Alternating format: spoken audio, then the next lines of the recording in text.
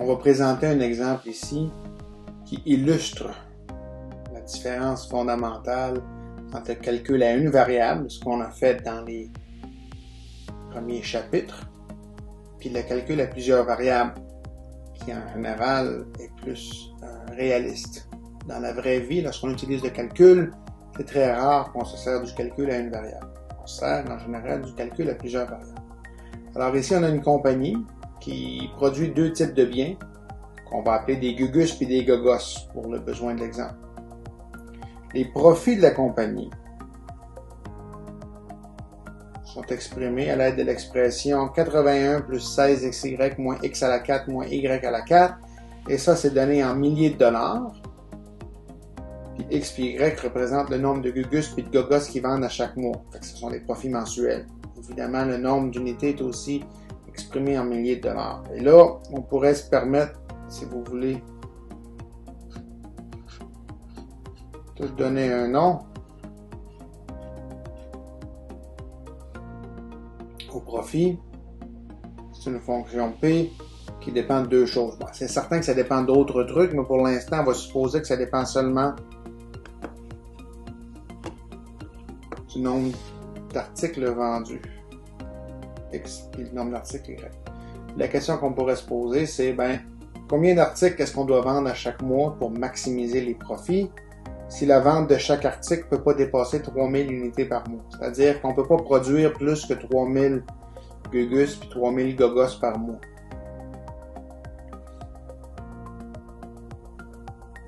Ça ressemble à une question comme celle qu'on aurait pu répondre au chapitre 5, 6, dérivés puis les applications.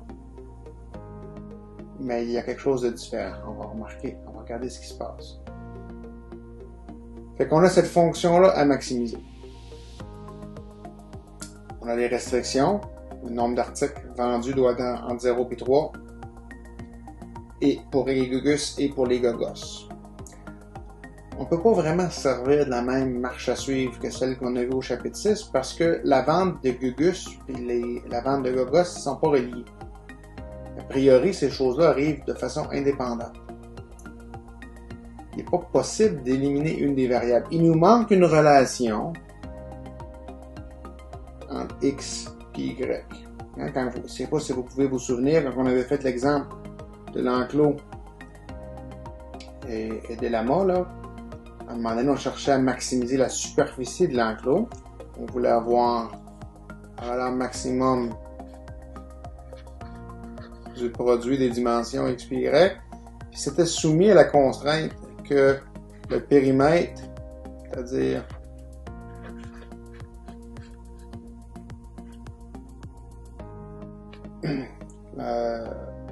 la longueur de clôture qu'on allait utiliser, c'était 2000.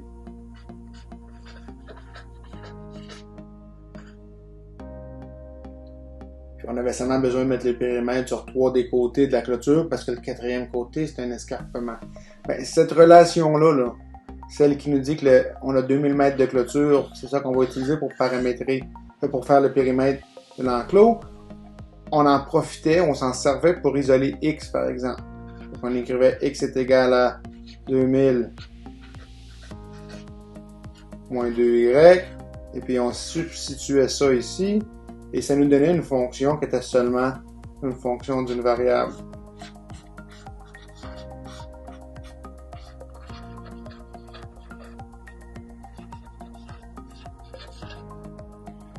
Et là, on se servait de ce qu'on savait au sujet des dérivés et du calcul différentiel pour le résoudre. On ne peut pas faire ça ici. À moins qu'il y ait de l'information supplémentaire, mais c'est de l'information qu'on n'a pas. Par exemple, on peut essayer d'explorer le problème d'une autre façon. On n'est pas nécessairement obligé d'utiliser le calcul à plusieurs variables. On peut essayer d'autres trucs. Fait qu'on pourrait se dire, mettons que la compagnie s'attendait à vendre 3000 gogos. C'est-à-dire que la valeur de Y, c'était 3. C'était fixe. Le profit réalisé par l'entreprise, dans ce cas-là, ça va être, ça va être P de X3. On remplace toutes les valeurs de Y par 3 dans l'expression, puis on se retrouve avec 48X moins X à la 4. OK. Fait que si on sait qu'on est pour vendre 3000 gogos, ben, c'est quoi le nombre de gugus qu'il faut vendre? C'est quoi la valeur de X qui va maximiser ça? Ça, c'est rendu un problème d'une fonction à une variable. Hein? On a trouvé, pour un Y donné, on a trouvé le profit en fonction de la vente des gugus. Fonction de X, simplement. Et on a cette courbe-là, ça ressemble à ça. On voit facilement où est-ce qu'il est le profit maximum. C'est quand on a un point critique, quand la dérivée de H est nulle.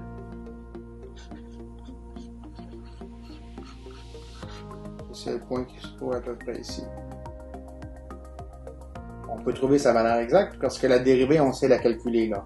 Si le profit c'est 48x moins x4,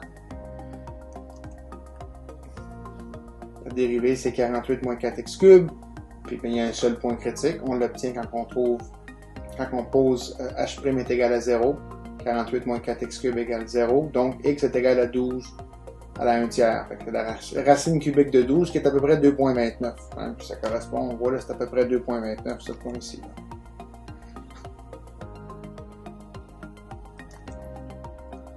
Fait que, OK, on a les bornes. X peut aller entre 0 et 3. Puis on a un point critique à 12 à la 1 tiers, c'est à peu près 2,29. Fait que là, on calcule la valeur de la fonction h, le profit quand y est égal à 3. C'est juste une fonction de x. Il y a 3 options. Aux bornes, puis au point critique. Et là, ce qu'on remarque, c'est que il y a un maximum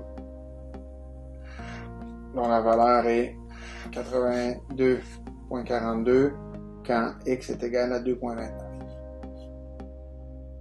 Fait que si on est pour vendre 3000 gogos, si y est égal à 3, ben il faudrait vendre 2290 gugus à peu près pour maximiser les profits. Mais est-ce que c'est vraiment le maximum de la fonction P? Ça, ce point-là, c'est le maximum de la fonction H. La fonction H, c'est les profits quand y est égal à 3.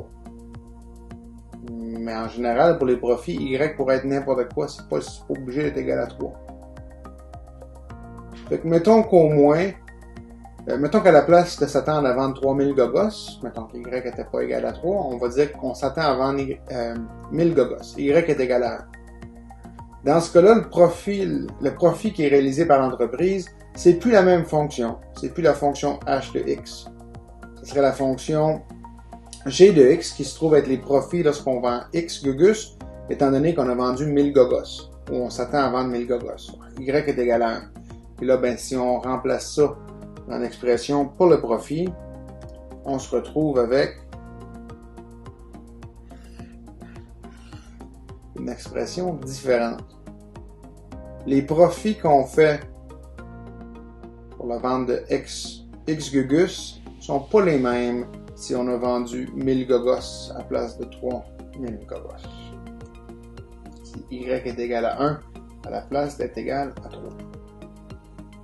On peut voir le profil, là, regardez la courbe qui nous donne les profits quand y est égal à 1. Ce n'est pas la même courbe que la courbe des profits quand y est égal à 3. Il y a quand même un point critique dans cette fonction-là, mais il ne se trouve pas à la même place.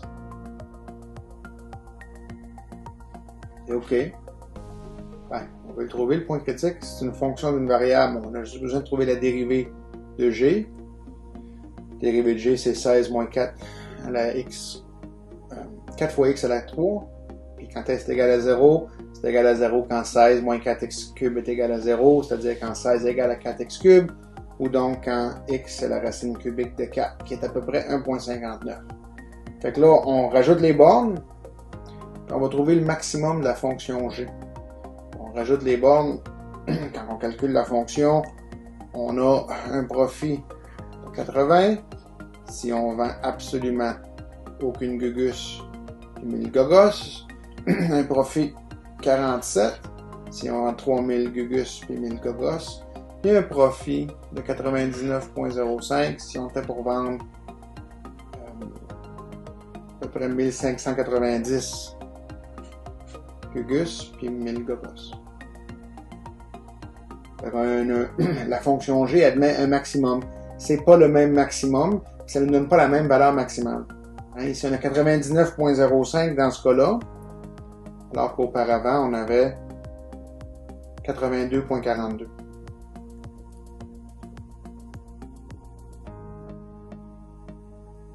Fait il y a plus de profit en vendant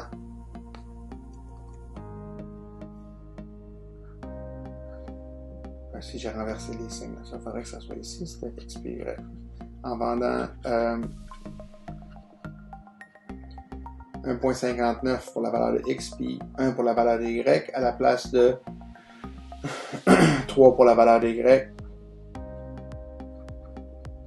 puis 12 à la 1 tiers, qui est à peu près 2.29 pour la valeur de X. Fait que la fonction profit, elle n'atteint pas son maximum au point critique qu'on avait trouvé ici.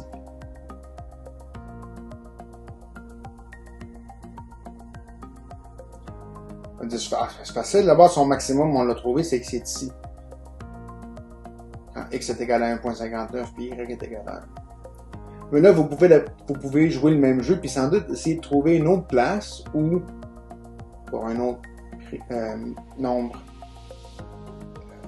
de Gogos vendus Y qui serait fixe, peut-être Y est égal à 2, on pourrait trouver une valeur de X où le profit c'est encore plus élevé. Puis on ne sait pas quand s'arrêter.